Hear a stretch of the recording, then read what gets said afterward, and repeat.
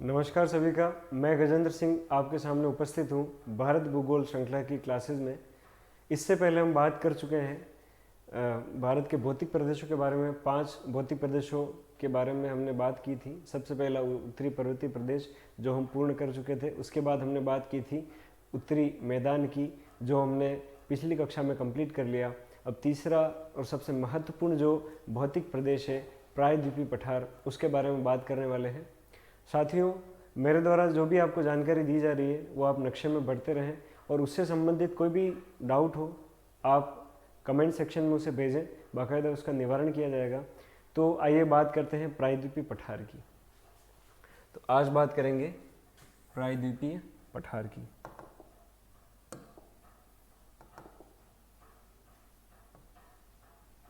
प्रायद्वीपीय पठार, प्रायद्वीपीय पठार जो है वो भारत के भौतिक प्रदेशों में महत्वपूर्ण भूमिका निभाता है।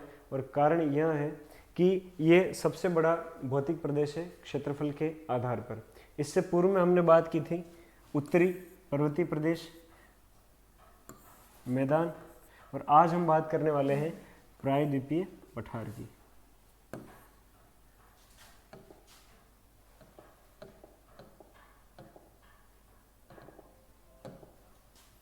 आज हम बात करने वाले हैं प्रायद्वीपीय पठार की। ये तीसरे नंबर का सबसे महत्वपूर्ण भौतिक प्रदेश है। तो आइए इससे जुड़ी हुई कुछ जानकारियाँ पढ़ते हैं। पहली तो ये कि प्रायद्वीपीय पठार गोंडवाना भूमि का भाग है। गोंडवाना भूमि का भाग है, इसलिए इस भाग में धात्विक खनिज प्रचुर मात्रा में पाए जाते हैं। साथियों, अंगारा भूमि, गोंडवाना भूमि और पृथ्वी का प्रादुर्भाव कैसे हुआ, इसकी मैं आपकी एक अलग से क्लास लूँगा, उसमें मैं संपूर्ण तरीके से समझाऊंगा। आपको बस अभी के लिए बस ये फैक्ट याद रखना है कि प्रायद्वीपीय पठार जो है वो किसका हिस्सा है, गोंडवाना भूमि का। और गोंडवाना भूमि का भाग होने के कारण इसमें कौन से खनिजों की मात्रा अधिक है, धात्विक खनिज प्रचुर मात्रा में है। अच्छा, मैं आपसे एक सवाल पूछता हूँ कि अवसादी चट्टानों में किस प्रकार के खनिज पाए जाते हैं।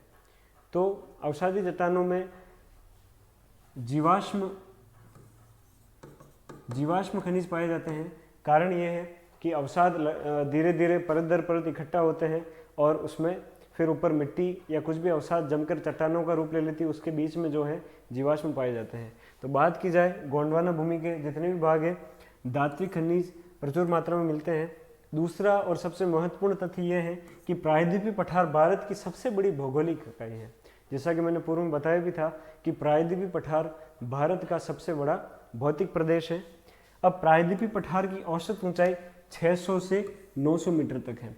जब हमने भूगोल की श्रृंखला में बात की थी स्थलाकृतियों की, उस समय मैंने आपको क्लियर किया था मैदान, समुद्र तल, समुद्र तली, पठार, पहाड़ी और पर्वत, इन सब की औसत ऊंचाइयों को। तो हमारे प्रायद्वीपीय पठार की 600 से 900 मीटर तक की औसत ऊंचाई है। अच्छा, इस पठार को प्रायद्वीपीय पठार क्यों कहा जाता है? पठार तो है क्योंकि पठारी स्थलाकृति की इसमें संरचना है, गुण पाए जाते हैं, परंतु प्रायद्वीप क्यों कहा जाता है? तो हमने ये भी बात की थी कि 3 और जल से घिरा हुआ भूभाग जो होता है उसे हम प्रायद्वीप कहते हैं। पुनः दोहराता हूँ, 3 और जल से घिरा हुआ भूभाग क्या कहलाता है?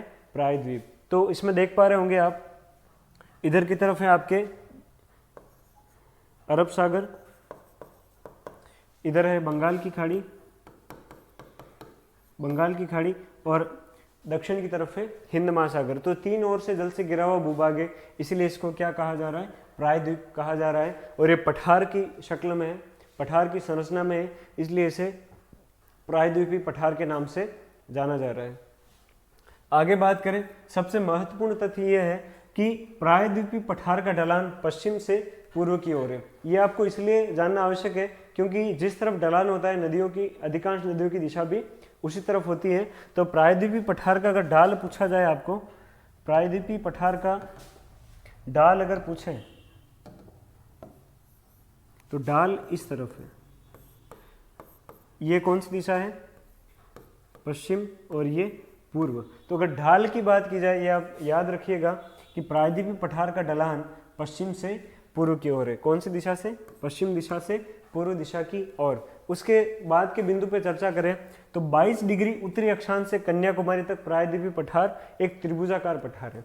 अब प्रायद्वीपीय पठार का सबसे उत्तरी, अब अगर अपन बात करें तो ये कौन सा हो जाएगा, 22 डिग्री उत्तरी अक्षांश। ये थोड़ा सा आप ध्यान रखें, 22 डिग्री उत्तरी अक्षांश जो है वो प्रायद्वीपीय पठार वहाँ से प्रारंभ होता है और दक्षिण में यहाँ कन्याकुमारी तक, सबसे नीचे वाला बिंदु जो है कन्याकुमारी, यहाँ तक कन्याकुमारी तक यहाँ विस्तृत है। तो ये कुछ सिंपल से फैक्ट है। त्रिभुजाकार आकृति में आप देख पा रहे होंगे, उल्टे त्रिभुज की तरह दिखाई देता है, ठीक है। अब प्रायद्वीपीय पठार का सबसे उत्तरतम बिंदु रायसीना की पहाड़ियाँ हैं। सबसे उत्तर में क्या है, रायसीना की पहाड़ियाँ, सबसे उत्तर में ध्यान रखें, रायसीना की पहाड़ियाँ, उत्तरतम बिंदु रायसीना पहाड़ियाँ। दक्षिण में इलायची पहाड़ियाँ, जिन्हें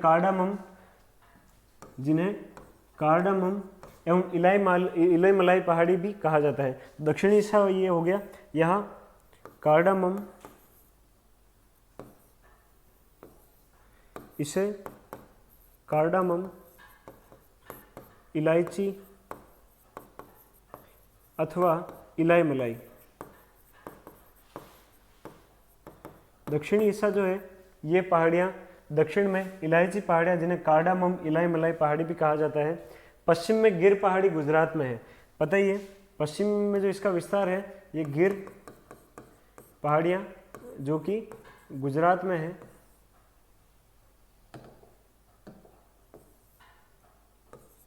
गिर गुजरात। और बात करें कि पूर्व में राजमहल की पहाड़ियाँ, तो पूर्वी हिस्सा जो है यहाँ पर क्या है, राजमहल पहाड़ियाँ। आप इसको नक्शे में भी भर के देख सकते हैं और इस तरह की एक आकृति बना के पूर्व, उत्तर, दक्षिण, पूर्व और पश्चिम में अवस्थिति भी दर्शा सकते हैं। अब ये राजमहल की पहाड़ियाँ झारखंड में हैं और अगर भारत का मानचित्र अच्छे से अध्ययन किया है तो आपको झारखंड की अवस्थिति को लेकर कोई भी परेशानी नहीं होगी। तो साथियों ये कुछ सिंपल से फैक्ट है, इनमें कुछ विशेष समझने जैसा है नहीं है, इसको बस है जैसे आपको याद रखना है और जितनी भी इंफॉर्मेशन है उसको आपको नक्शे में भरनी है। आगे बात करते हैं कि प्रायद्वीपीय पठार की पर्वत एवं पहाड़ियाँ, कि प्रायद्वीपीय पठार को अगर अपन बांटे तो किस तरह से बांट सकते हैं। सबसे पहला आप देख पा रहे होंगे अरावली है, अरावली के बाद विंध्याचल है, विंध्याचल के बाद सतपुड़ा है, फिर पश्चिमी घाट और पूर्वी घाट। ये 5 जो भाग हैं ये किसका हिस्सा है, ये प्रायद्वीपीय पठार को इस तरह से बांटा जा सकता है। अब सबसे पहले मैं अरावली की अवस्थिति की बात करूं तो अरावली आपको पता है राजस्थान में कर्णवत स्थित है। जैसे ये क्या हो गया आपके अरावली, सभी को पता ही होगा, अरावली पर्वतमाला जो कि राजस्थान में कर्णवत स्थित है, 550 किलोमीटर इसकी राजस्थान में लंबाई है। उसके बाद बात करते हैं विंध्याचल की, तो विंध्याचल की अवस्थिति कुछ यूँ है। उसके बाद बात करें सतपुड़ा, फिर पश्चिमी घाट और ये पूर्वी घाट, इस तरीके से ये हो जाएगा आपका सतपुड़ा,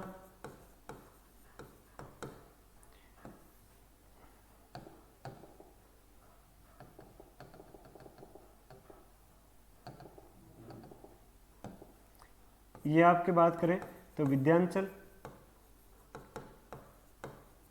ये सतपुड़ा हो जाएगा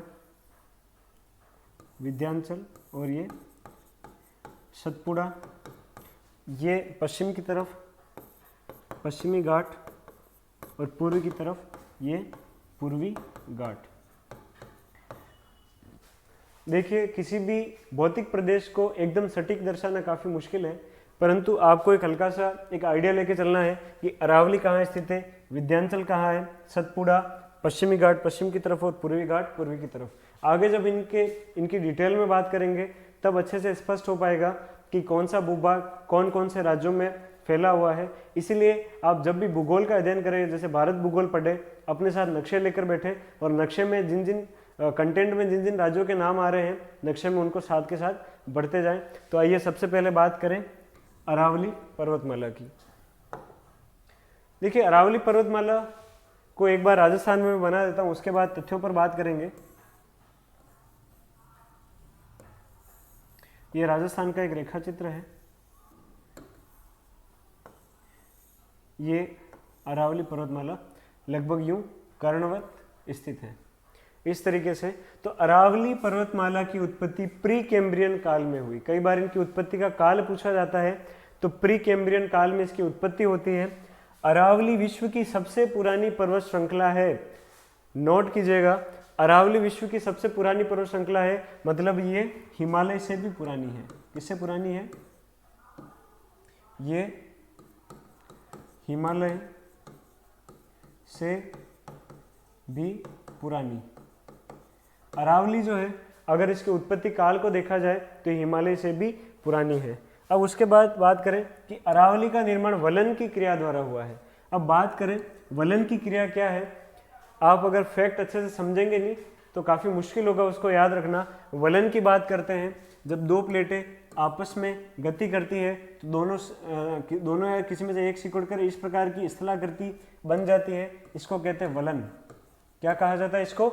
वलन। तो अरावली का निर्माण प्री कैम्ब्रियन काल में वलन की क्रिया द्वारा हुआ है। बहुत ही सिंपल सा साधारण सा तथ्य है, आप इसको देखें। अरावली एक अवशिष्ट पर्वत कहलाता है। कई बार हम पढ़ते हैं भौगोलिक जानकारियां, पर उसकी शब्दावली ढंग से पता नहीं होने के कारण वो चीज़ अच्छे से याद नहीं हो पाती। बात करेंगे अवशिष्ट पर्वत क्या है। जैसे कि ये कोई पर्वत है, पर्वतों का एक चीज़ आप ध्यान रखें कि पर्वतों का जब उत्थान होता है, नए नए जब पर्वत बनते हैं तो उनकी जो हाइट ज़्यादा होती है और उनकी ढलान काफ़ी तीव्र होती है। जैसे कोई जवान आदमी होता है तो वो एकदम तन के चलता है, फिजिक उसका मजबूत होता है और थोड़ा सा तेज तर्राट होता है। तो इसी तरीके से इसकी ढाल भी अधिक होती है और ऊपर से भी ये तिकोना होता है। परंतु ये तो मैं बात कर रहा हूँ जब नया नया पर्वत बनता है, ये मैं बात कर रहा हूँ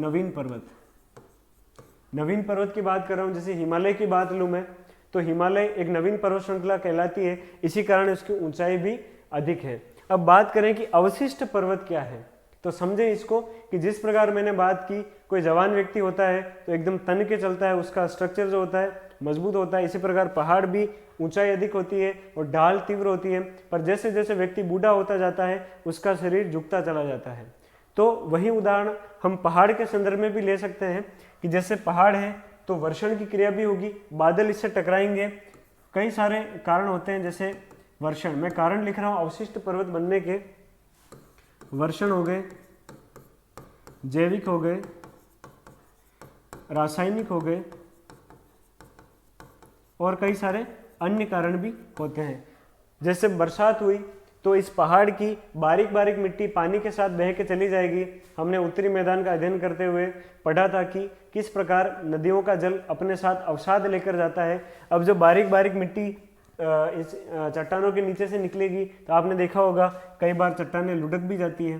चट्टानें लुढ़क जाती है तो इसकी ऊंचाई कम होती है। अब जैविक कारक कैसे, आपने देखा होगा कि पहाड़ों पर पेड़ पौधे उग जाते हैं और पेड़ पौधे जब अपनी जड़ों का विस्तार करते हैं तो चट्टानों को विस्थापित भी कर देते हैं, तो उनका विस्थापन हो गया, ये जैविक कारक की श्रेणी में हो गया। रासायनिक कारण, जब कुछ चट्टानों में रासायनिक परिवर्तन होती है तब भी चट्टानें टूटती फूटती हैं और वो भी पर्वत को टूटने में सहायक होती है। और अन्य बहुत से कारक हैं जिसके कारण पर्वत टूट फूट होता है, और ये कोई 1 या 2 वर्ष में नहीं, बहुत ही लंबे समय अवधि में होता है। तो धीरे धीरे जो नवीन पर्वत था वह नवीन पर्वत अवशिष्ट पर्वत के रूप में बन जाता है। अवशिष्ट पर्वत है, जैसे इसकी हाइट कम हो गई, ये अवशिष्ट पर्वत बन गया। अवशिष्ट पर्वत बन गया है, इसकी हाइट कम हो जाती है और ढाल कम हो जाता है। तो सामान्य सी बात कहें तो अवशिष्ट पर्वत जो है, अवशिष्ट पर्वत क्या है, कह सकते हैं इसको पुराना पर्वत कह सकते हैं, या यूं भी कह सकते हैं ढाल कम हो जाता है इसका, और ऊंचाई भी क्या हो जाती है, कम। तो अवशिष्ट पर्वत ये होता है कि अपर्दन और अन्य बहुत सारे कारकों की वजह से जब पर्वत टूटता फूटता है, ऊंचाई कम रह जाती है, तो क्या कहलाता है वो, अवशिष्ट पर्वत। अब बात करें अरावली के विस्तार की, तो अरावली दक्षिण पश्चिम में गुजरात के पालनपुर से, यहाँ से प्रारंभ होती है, ये गुजरात का पालनपुर है,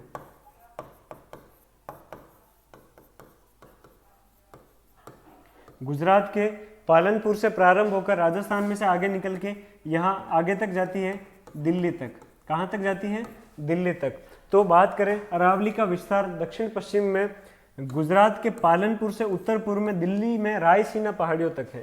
तो दिल्ली में कहाँ तक है ये दिल्ली में होगा आपके, दिल्ली में रायसीना पहाड़ियाँ, रायसीना पहाड़ियों तक इसका विस्तार पाया जाता है। ये दिल्ली है, दिल्ली। तो गुजरात के पालनपुर या खेड़ ब्रह्मा गुजरात पालनपुर से प्रारंभ होकर राजस्थान में से होकर दिल्ली की रायसीना पहाड़ियों तक जाती है। इसकी कुल लंबाई 692 किलोमीटर है, यानी पूरी अगर टोटल इसकी लेंथ की बात की जाए तो कितनी होगी? 692 किलोमीटर। और राजस्थान में इसकी लंबाई है 550 किलोमीटर। और राजस्थान में इसकी लेंथ की बात की जाए तो कितनी होगी? 550 किलोमीटर होगी। राजस्थान के 13 जिले अरावली के अंतर्गत आते हैं। अब ये 13 जिले कौन से हैं? आपको राजस्थान भूगोल की श्रृंखलाओं में अच्छे से अवगत करवाया जाएगा। बात करें अरावली की सबसे ऊंची चोटी, अक्सर एग्जाम्स में पूछी जाती है, कौन सी है? गुरु शिखर, जिसकी ऊंचाई है 1722 मीटर। तो ये तो बात हो गई अरावली पर्वत श्रृंखला की। पुनः एक बार दोहराते हैं, इसकी उत्पत्ति प्री कैम्ब्रियन काल में हुई है, स्पष्ट है। अरावली विश्व की सबसे पुरानी पर्वत श्रृंखला है, हिमालय से भी पुरानी। अरावली का निर्माण वलन क्रिया द्वारा होता है। वलन हमने अभी समझे, इस तरह की इस्तेलाह करके वलन कहलाती है। अरावली एक अवशिष्ट पर्वत है। अवशिष्ट पर्वत को हमने जाना कि अवशिष्ट पर्वत क्या होता है। अरावली का विस्तार दक्षिण पश्चिम में गुजरात के पालनपुर से उत्तर पूर्व में दिल्ली के रायसीना, यहाँ गुजरात का पालनपुर हो गया, ये दिल्ली की रायसीना पहाड़ियाँ। एक तथ्य और याद रखें कि रायसीना पहाड़ियों पर क्या है? राष्ट्रपति भवन बना हुआ है। क्या बना हुआ है? राष्ट्रपति भवन। कहाँ बना हुआ है? रायसीना पहाड़ियों पर। अब अरावली की कुल लंबाई 692 किलोमीटर है। राजस्थान में 550 किलोमीटर है। सामान्य से तथ्य है, राजस्थान की 13 जिलों से गुजरती है, मतलब 13 जिले इसके फैलाव क्षेत्र में आते हैं। और अरावली की सबसे ऊंची चोटी गुरु शिखर है, जिसकी ऊंचाई कितनी है? 1722 मीटर। ये कुछ मूलभूत जानकारी हैं अरावली को लेकर। अरावली का और भी विस्तार आपको राजस्थान भूगोल विषय के अंतर्गत देखने मिलेगा। आगे बात करें दूसरे नंबर पर विंध्याचल पर्वतमाला। तो विंध्याचल का निर्माण प्री कैम्ब्रियन काल में अरावली के बाद हुआ। किसके बाद हुआ? अरावली के। कई बार पर्वतमालाओं को कालक्रम के हिसाब से जमाने का प्रश्न भी आता है, तो याद रखें कि विंध्याचल पर्वतमाला का निर्माण प्री कैम्ब्रियन काल में किसके बाद हुआ है? अरावली के बाद में हुआ है। अब विंध्याचल पर्वतमाला या पर्वत श्रृंखला का विस्तार मुख्यतः राज्य याद रखें मध्य प्रदेश, बिहार तथा झारखंड में है। तो अगर आप भारत के नक्शे में देखेंगे तो आपको मध्य प्रदेश, झारखंड और बिहार राज्य की अवस्थिति अच्छे से स्पष्ट होगी, तो आप अच्छे से देख पाएंगे कि विंध्याचल पर्वतमाला का विस्तार कहाँ कहाँ है। अब विंध्याचल पर्वतमाला बारनेर, ये पहाड़ियों के नाम याद रखें, बारनेर, कैमूर तथा पारसनाथ पहाड़ियों के रूप में पाई जाती हैं। ये जितने भी तथ्य होते हैं, ये सुमेलित करने वाले, बेमेल छांटने वाले या योग मिलान करने वाले जो प्रश्न होते हैं उसमें पूछा जाता है। तो आपको बस विंध्याचल पर्वतमाला के साथ में बारनेर, कैमूर तथा पारसनाथ पहाड़ियों को याद रखना है। याद रखने के लिए किसी प्रकार की ट्रिक नहीं बनानी है आपको, बस सिंपल सा आपको लिख लिख कर अच्छे से याद करना है। अब बात करें कि विंध्याचल पर्वतमाला की सबसे ऊंची चोटी कालनूर पहाड़ी या गुडविल चोटी, जिसे सद्भावना चोटी भी कहा जाता है। हर पर्वत श्रृंखला की सबसे ऊंची चोटी जो है वो आपको एक अलग से सारणी बनाकर नोट करनी पड़ेगी। जैसे बात करूं मैं अरावली की, तो अरावली की सबसे ऊंची चोटी जो है वो कहलाती है आपकी गुरु शिखर। वहीं बात करें विंध्याचल पर्वतमाला की, सबसे ऊंची चोटी है कालूनर पहाड़ी पर गुडविल चोटी या सद्भावना चोटी, जिसकी ऊंचाई याद रखें 752 मीटर है। कुछ किताबों में आपको तथ्य आगे पीछे मिल सकते हैं, परंतु अधिकांश तो पूछा नहीं जाता है, केवल नाम पूछा जाता है। तो ये बात होगी आपकी विंध्याचल पर्वतमाला की। आगे बात करें सतपुड़ा पर्वतमाला। सतपुड़ा पर्वतमाला की अवस्थिति मैंने आपको स्पष्ट की थी भारत के नक्शे में। तो अब बात करते हैं सतपुड़ा पर्वतमाला के बारे में कि किस प्रकार की पर्वत श्रृंखला है। पहला तथ्य है कि सतपुड़ा पर्वतमाला एक प्रकार का ब्लॉक या ब्रंशोत्त पर्वत है। अब आपके दिमाग में ये होगा कि जब हम हिमालय की बात करते हैं, किसकी बात करते हैं? हिमालय की, या हम बात करते हैं अरावली की, तो हमारे सामने शब्द आता है कि यह वलन की क्रिया से हुआ है। किसकी क्रिया से हुआ है? वलन की क्रिया। वलन की क्रिया आपको समझ में आ गई। इस प्रकार से जो स्थलाकृति बनती है वो है आपका वलन। पर ये भ्रंश क्या है, यह ब्लॉक पर्वत क्या है, तो इसको मैं आपको स्पष्ट करने की कोशिश करता हूँ, अच्छे से समझे, एक ही बार में आपको समझ में आ जाएगा। तो बात करें कि ब्लॉक पर्वत या भ्रंशोत्त पर्वत या भ्रंश क्रिया द्वारा पर्वत का निर्माण कैसे होता है। जैसे माने कि ये कोई भूभाग है, जैसे विभिन्न प्रकार की चट्टानें हैं इसमें, ये कोई भूभाग है। अब भूभाग के जैसे इस भाग में गति होने लग गई, ठीक है, इस भाग में गति होने लग गई, तो ये आपको ऐसा दिखाई देगा।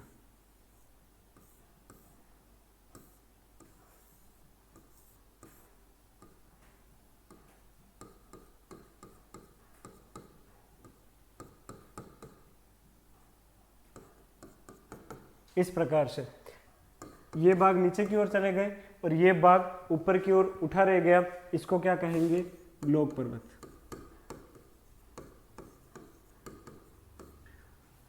आपको परिभाषा में बिल्कुल नहीं उलझना है। परिभाषा की अगर मैं बात करूं तो बात होगी कि जब किसी स्थलाकृति या भूभाग या स्थलखंड के का कोई भाग जब धंस जाता है तो बचा हुआ भाग ब्लॉक पर्वत कहलाता है। अगर अधिक ऊंचाई लिए हुए हो, इतना आपको परिभाषा में नहीं उलझना है, कहीं अक्सर पूछी नहीं जाती है। आप बस ये याद रखें ब्लॉक पर्वत है क्या, ये दो भाग थे, ये धंस गए, बचा हुआ भाग पर्वतनुमा रह गया, क्या कहलाया, ब्लॉक पर्वत। और ये क्रिया कहलाती है भ्रंश की। भ्रंश की क्रिया है, भ्रंश यानी दरार, दरार आई, यहाँ पर दरार आई और यहाँ पर दरार आई, दरार भ्रंश, और भ्रंश की क्रिया से बनने वाला पर्वत क्या है, ब्लॉक पर्वत। तो ये सभी आपके क्लियर हो गया होगा। वलन की क्रिया आपके स्पष्ट है, भ्रंशन की क्रिया स्पष्ट है, ब्लॉक पर्वत आपके स्पष्ट हो गया है। देखिए कई बार क्या होता है कि जब कुछ तथ्य होता है उसको समझने में थोड़ा सा टाइम लगता है, परंतु एक बार शांति से आप इसको एक दो बार देखेंगे तो स्पष्ट हो जाएगा। बस सबको अलग अलग याद रखने की कोशिश करनी है। वलन, जब हिमालय और अरावली की बात हो तो नाम आएगा वलन का, और जब सतपुड़ा की बात हो तब बात करेंगे भ्रंश की। चलिए आगे बात करते हैं कि सतपुड़ा की सबसे ऊंची चोटी धूपगढ़ है, जिसकी ऊंचाई 1350 मीटर है। मैं पुनः बार बार दोहरा रहा हूं कि जितनी भी पर्वत श्रृंखलाएं अपन पढ़ रहे हैं उन सब की ऊंची चोटियां आपको एक अलग से सारणी बनाकर याद करनी है, ताकि जब परीक्षा में प्रश्न आए तब आप सीधे तौर पर उसको पढ़ सके और रिविजन करते हुए। देखिए कई बार हम रिविजन करते हैं, रिविजन में काफ़ी सारे तथ्य होते हैं, तो कुछ महत्वपूर्ण तथ्य छूट जाते हैं, तो अलग से अगर उनको सारणीयन किया जाए उनका तो काम थोड़ा बढ़िया हो सकता है। आगे बात करें, मध्य प्रदेश का प्रसिद्ध हिल स्टेशन पंचमढ़ी है, पंचमढ़ी है, और पंचमढ़ी जैव मंडल संरक्षित क्षेत्र भी है। जब हम वन्य जीव और वनस्पतियों की बात करेंगे तो जैव मंडल संरक्षित क्षेत्र को मैं विस्तार से आपको समझाऊंगा, परंतु अभी ये ध्यान रखें प्रसिद्ध हिल स्टेशन उत्तरी पर्वतीय प्रदेश में भी हमने शिमला, मसूरी आदि हिल स्टेशन की बात की थी, तो आपको स्पष्ट हो ही गया होगा। अब सतपुड़ा की दूसरी सबसे ऊंची चोटी अमरकंटक है, और अमरकंटक से नर्मदा और सोन नदियों का उद्गम होता है। नदी वाले भाग में हम इनको विस्तार से अध्ययन करेंगे।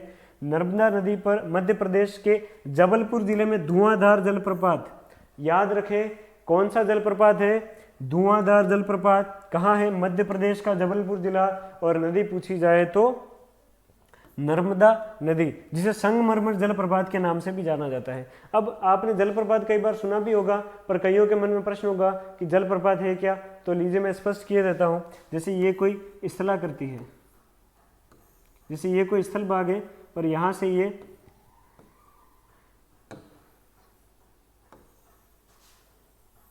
इस प्रकार से अगर कोई स्थलखंड है, ये स्थलखंड के ऊपर से जैसे नदी प्रवाहित हो रही है, ये क्या है, नदी।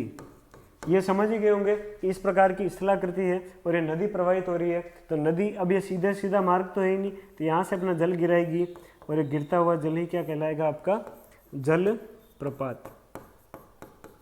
क्लियर हो गया होगा। जलप्रपात किसे कहा जाए, जब नदी किसी समतल भूभाग पर बहती है और अचानक से खाई नुमा स्थिति आ जाती है, या भूभाग आगे वाला धंसा हुआ होता है और जल यहाँ से गिरता है, उसको कहते हैं हम जलप्रपात। यहाँ तक आपके क्लियर है। जलप्रपात क्या होता है, तो नर्मदा नदी पर मध्य प्रदेश के जबलपुर जिले में धुआंधार जलप्रपात बनता है, जिसे संगमरमर जलप्रपात भी कहा जाता है।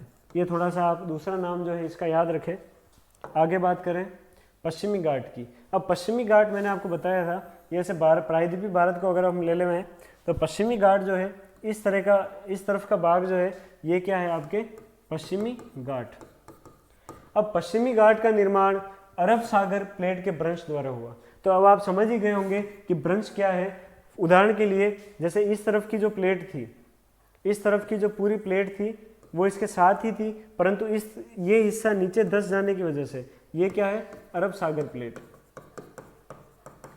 अरब सागर प्लेट और पश्चिमी घाट पहले दोनों एक ही भूभाग थे, परंतु एक भाग जब नीचे धंस गया और वो भाग कौन सा है अरब सागर, तो इससे क्या है पश्चिमी घाट का निर्माण हो गया। तो अचानक से धंसा हुआ भाग है तो पश्चिमी घाट आपको इस प्रकार से खड़ा दिखाई देगा और यहाँ पर समुद्र है।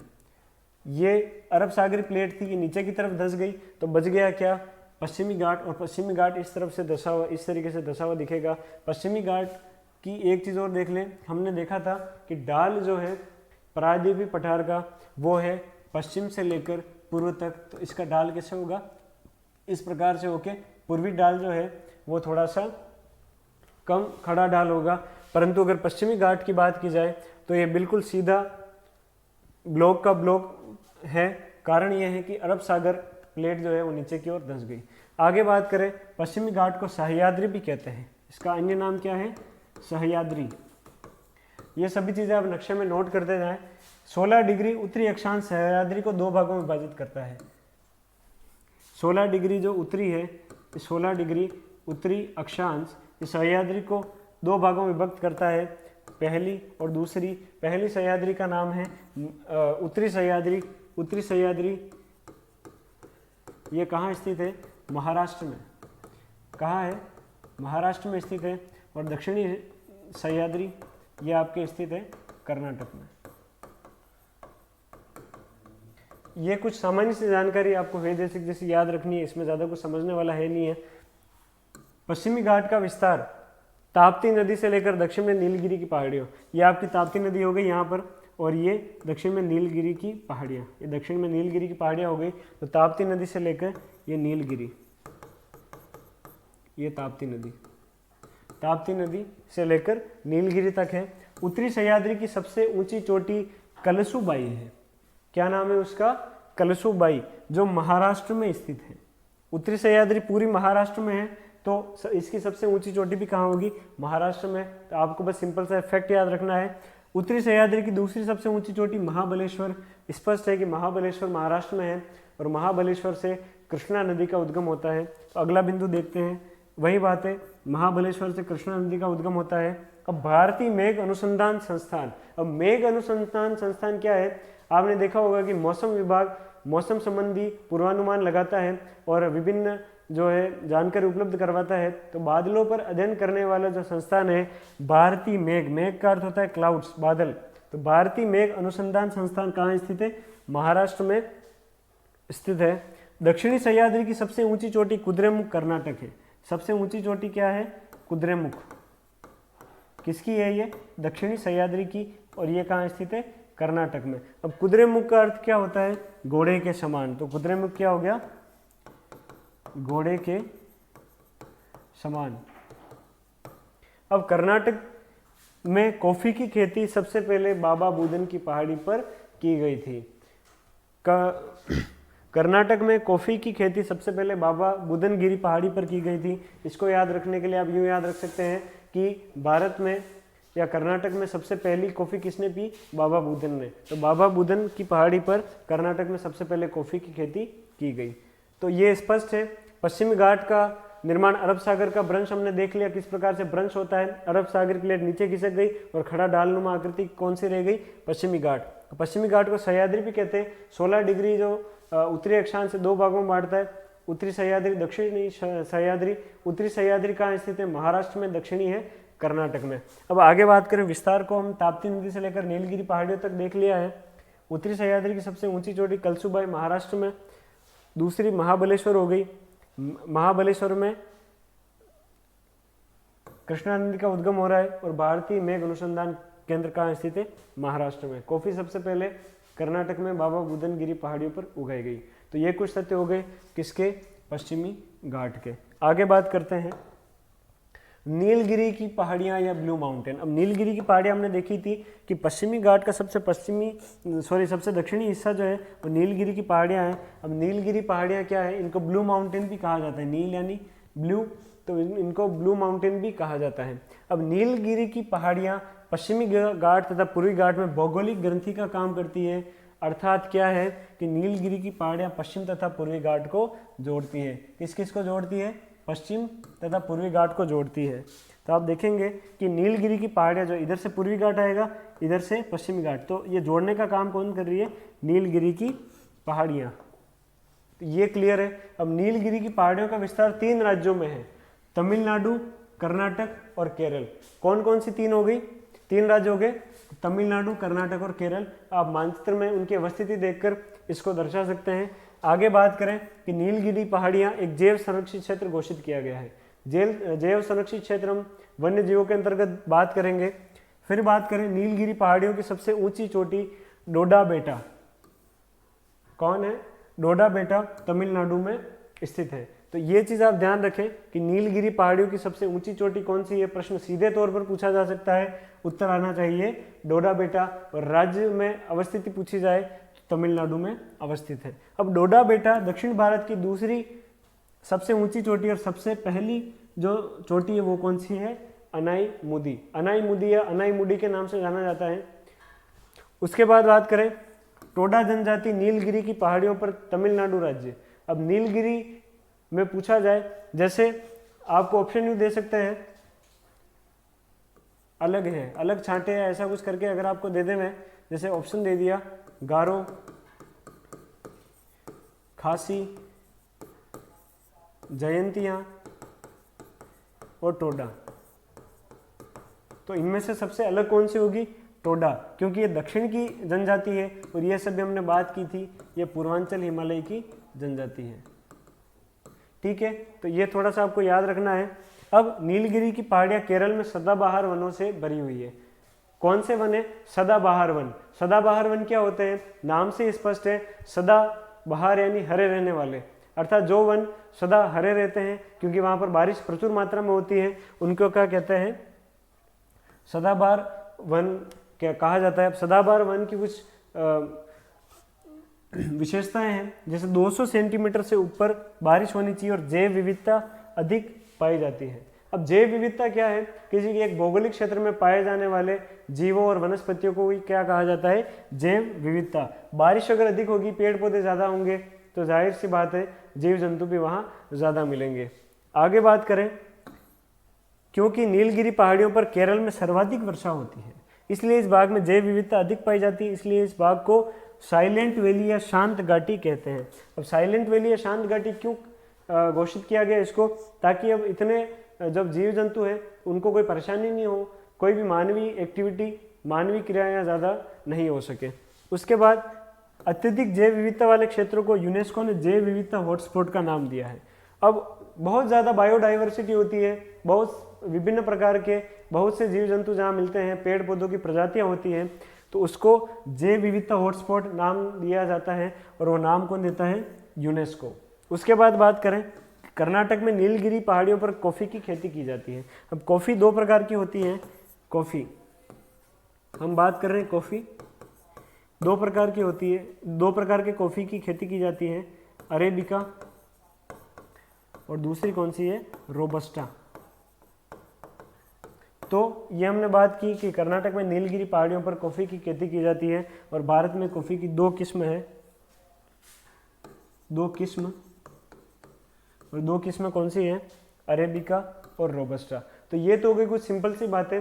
देखिए भूगोल में जो तथ्य होते हैं उनको विशेष कोई समझने की आवश्यकता नहीं होती, बस उनको याद रखने के लिए आपको क्या करना है कि मानचित्र में भरना है और रोज़ के रोज़ इनकी प्रैक्टिस करनी है। तो आगे बात करें, नीलगिरी की पहाड़ियों की बात हो गई। दक्षिणी घाट, दक्षिणी घाट ये दक्षिणी हिस्सा, ये इसको दक्षिणी घाट कहा जाता है। अब दक्षिणी घाट में 3 प्रमुख पहाड़ियाँ हैं, अनाईमलाई व इलायची केरल में और पालनी पहाड़ी तमिलनाडु में। अब केरल की बात करें, ये केरल और ये आपका तमिलनाडु। तो केरल में इन्होंने कहा कि अनाईमलाई व इलायची, तो केरल में कौन कौन सी है,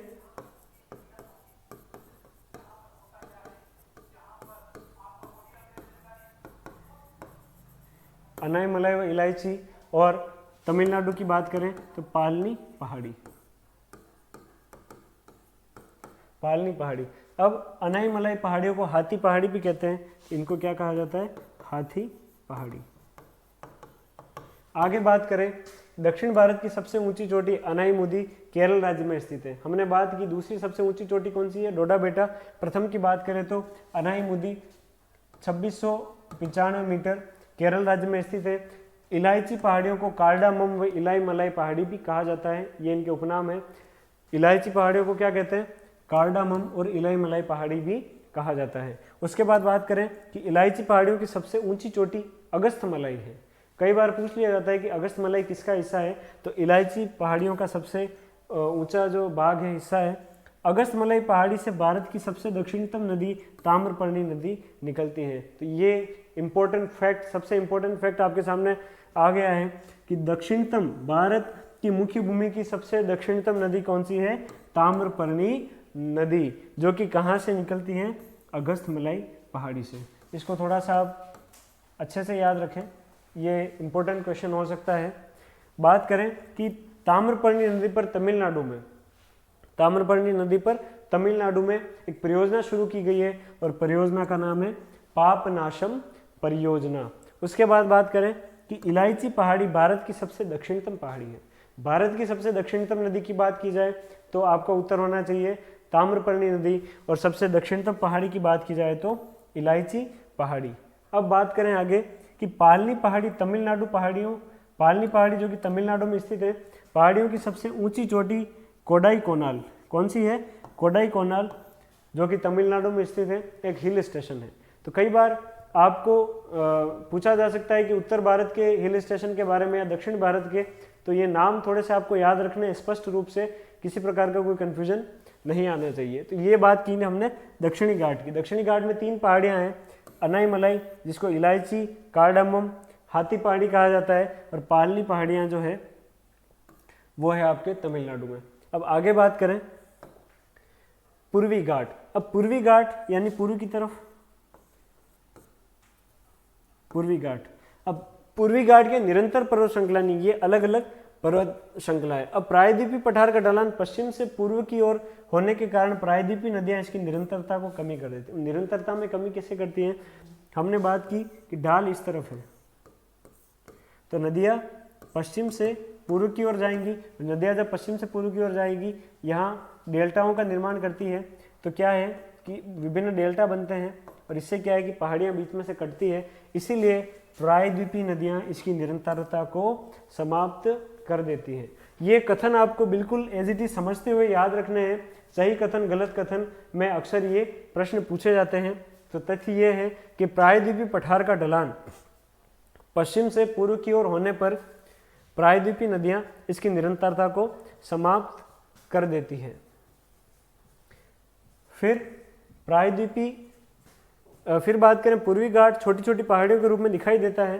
अब छोटी छोटी पहाड़ियाँ हमने देख ली कि छोटी छोटी पहाड़ियाँ कौन सी है, और ये पूर्वी घाट के अंतर्गत आता है। फिर देखें पूर्वी घाट की सबसे ऊंची चोटी जिंदागढ़ा है। कई बार ये अक्सर पूछ लिया जाता है। देखिए मैंने आपसे प्रारंभ में भी चर्चा की थी, हम भारत भूगोल को बहुत ही गहराई से अध्ययन कर रहे हैं, इसलिए विभिन्न पहाड़ियों की ऊंची ऊंची चोटियाँ आप अच्छे से याद रखें अलग से लिखकर। दूसरी सबसे ऊंची चोटी आरामकोंडा है, जिसकी ऊंचाई लगभग 1680 मीटर है। फिर महेंद्रगिरी उदयगिरी पहाड़ियाँ उड़ीसा में स्थित है। अब ये हो गया उड़ीसा आपका, और उड़ीसा में क्या है, महेंद्रगिरी व उदयगिरी। उदयगिरी पहाड़ियाँ स्पष्ट है। आंध्र प्रदेश में जिंदागढ़ा, नल्लामलाई, पालकोंडा। ये आपका आंध्र प्रदेश, जिंदागढ़ा, नल्लामलाई और पालकोंडा, वेलिकोंडा।